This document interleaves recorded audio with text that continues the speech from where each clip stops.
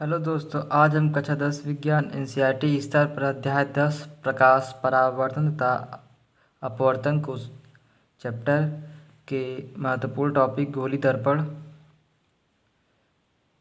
तथा महत्वपूर्ण बिंदु और मुख्य फोकस को समझेंगे। गोली दर्पण से संबंधित महत्वपूर्ण बिंदु और फोकस दूरी को समझेंगे। तो गोली दर्पण वह दर्पण है जिसकी परावर्तक पृष्ठ कांच के खोखले गोले का भाग होता है।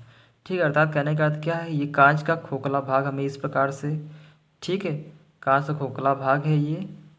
इसमें हम इस पृष्ठ को और इस पृष्ठ को अलग कर रहे हैं। तो इस पृष्ठ को जब अलग करते हैं और अलग करने के पश्चात हम इस भाग में क्या करते हैं, लेप कर देते हैं। तो जब लेप कर दिए तो ये वाला भाग क्या होगा, ये वाला भाग परावर्तक पृष्ठ हो जाएगा। तो इस प्रकार बने दर्पण को कहते हैं उत्तल दर्पण।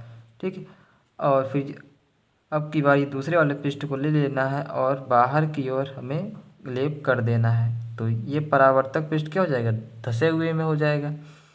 तो ये जो परावर्तक पृष्ठ हो गया, इस परावर्तक पृष्ठ के कारण क्या होगा, इसे अवतल दर्पण कहते हैं। ठीक है, नोट देखिए, नोट एक और दर्पण होता है समतल दर्पण।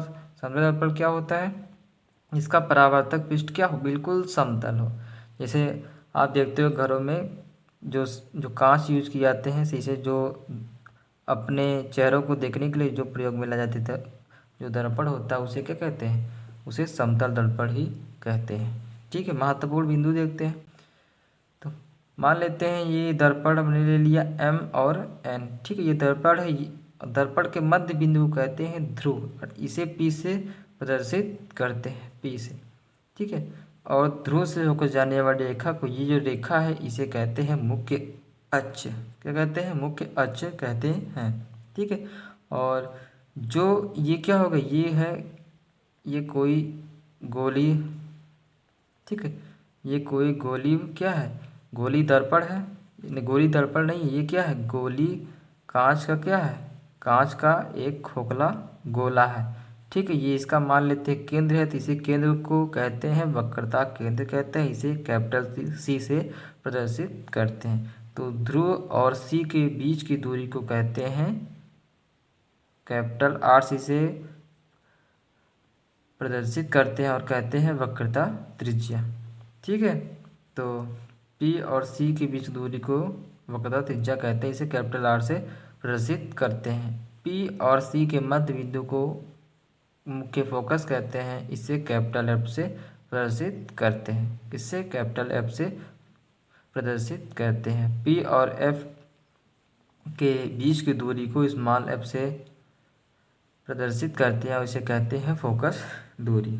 ठीक है, ये इसी प्रकार से इस दर्पण के लिए ये क्या हो गया, ध्रुव हो गया, फोकस, ये मुख्य फोकस, ये वक्रता केंद्र, ये फोकस दूरी, ये हो गया वक्रता त्रिज्या।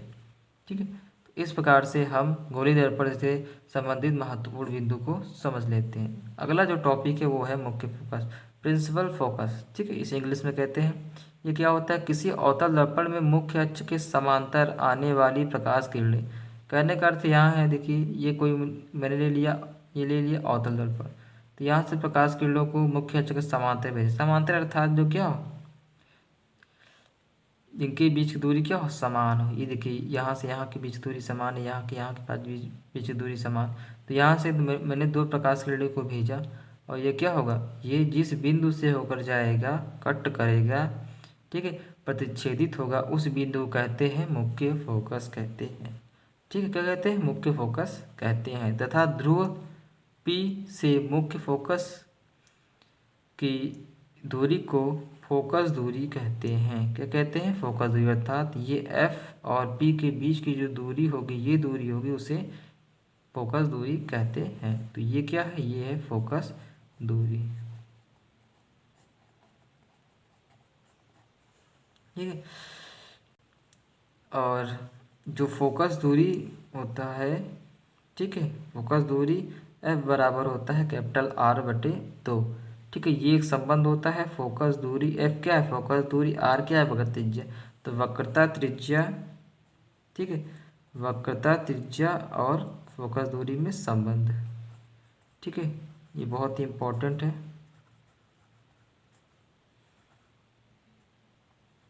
तथा फोकस दूरी में संबंध। ये बहुत ही इम्पोर्टेंट है, ठीक है, इसको जरूर याद कर लीजिएगा। ये क्या है, वक्रता त्रिज्या से फोकस दूरी में संबंध है।